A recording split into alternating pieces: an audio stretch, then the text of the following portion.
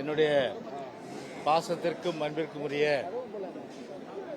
பழகுவதற்கு ஒரு நல்ல சகோதரராக, ஒரு பண்பாளராக, எப்போதுமே ஒரு இன்முகத்தோடு புன்சிரிப்போடு இருக்கக்கூடிய ஒரு நகைச்சுவை உணர்வு கொண்ட ஒரு சிறந்த ஒரு மாமனிதர் என்று சொல்லக்கூடிய எனது அன்பிற்கும் பாசத்துக்குரிய சகோதரர், திரைப்பட வசனகர்த்தா, டைரக்டர், அதே போன்று திரைக்கதை, இப்படி பல்வேறு வகைகளிலே தனக்கென்று ஒரு முத்திரை பதித்தவர் என்னுடைய அன்பு சகோதரர் திரு பாக்கியராஜ் அவர்கள்.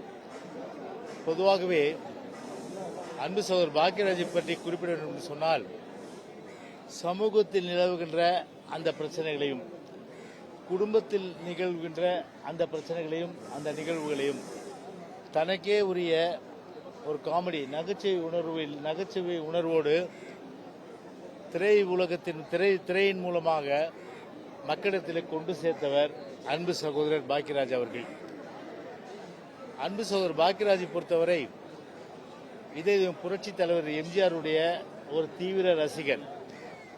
எனவேதான் புரட்சித் தலைவர் எம்ஜிஆர் அவர்கள் அன்பு சகோதரர் பாக்கியராஜை பொறுத்தவரை தன்னுடைய கலை வாரிசு என்று பகிரங்கமாகவே அவர்கள் அறிவித்தார்கள். அது மட்டுமில்லாமல் பாக்கியராஜ் பொறுத்தவரை பொதுவாகவே ஒரு 100 படங்கள் என்று சொன்னால் அது 75 படங்கள் ஹீரோவாக நடித்தவர், அதாவது கதாநாயகன் நடித்தவர்.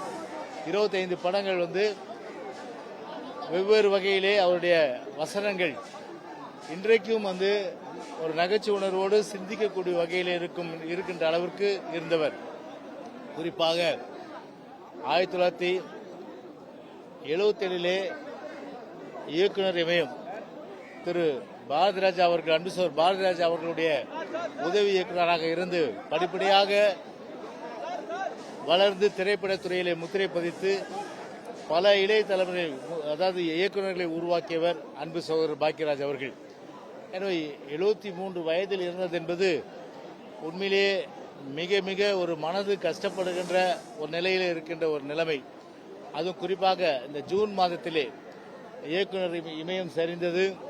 அதே போன்று திரைப்படத்திலே பன்முகத்தன்மை கொண்ட நம்முடைய சகோதரர் பாக்கியராஜ் அவர்கள் மறைந்தது என்பது தமிழ் திரையுலகம் மட்டுமல்ல, தமிழ்நாட்டு மக்கள் மட்டுமல்ல, ரசிகர்கள் மட்டுமல்ல, ஒட்டுமொத்த தமிழ்நாட்டிற்கே எல்லா வகையிலும் இழப்பு என்கின்ற வகையில் தான் அவருடைய இழப்பு இருந்திருக்கின்றது. 73 வயது என்று சொல்லும்போது இன்னும் அவர் 20 ஆண்டுகள் வயது முதிர்ந்து இறப்பது என்பது அது ஏற்கக்கூடியது. ஏன்னால் இயற்கை அது அனுமதித்த ஒன்று. ஆனால் 73 வயது என்று சொல்லும்போது மனம் ஏற்க மறுக்கின்ற ஒரு சூழ்நிலையில் அவர் இன்னும் ஒரு 20 ஆண்டுகள் வாழ்ந்திருந்தால் தமிழ்நாட்டிற்கு எத்தனையோ படைப்புகள் நிச்சயமாக திரு பாக்கியராஜ் மூலமாக நமக்கு கிடைத்திருக்கும். ஆனால் அந்த வாய்ப்பை காலம் பறித்து விட்டது.